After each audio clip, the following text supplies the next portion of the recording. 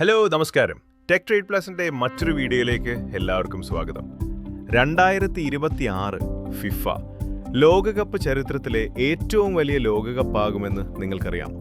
കാരണം ഇത്തവണ 32 ടീമുകളല്ല 48 ടീമുകളാണ് മത്സരിക്കുന്നത്. അമേരിക്ക, കാനഡ, മെക്സിക്കോ എന്നീ 3 രാജ്യങ്ങൾ ചേർന്നാണ് ലോകകപ്പ് വേദിയാകുന്നത്.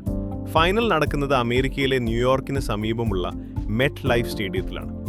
മെക്സിക്കോ സിറ്റിയിലെ എസ്റ്റാഡിയോ അസ്തേഗ ചരിത്രത്തിൽ ആദ്യമായി 3 ലോകകപ്പുകളുടെ ഉദ്ഘാടന മത്സരത്തിനാണ് വേദിയാകുന്നത്. 2026 ലോകകപ്പിൽ മൊത്തം 104 മത്സരങ്ങളാണ് നടക്കുക. സോഷ്യൽ മീഡിയയിൽ വൈറലാകുന്ന ഗ്രൂപ്പ് ഡ്രോയാണ് നിങ്ങൾ സ്ക്രീനിൽ കാണുന്നത്.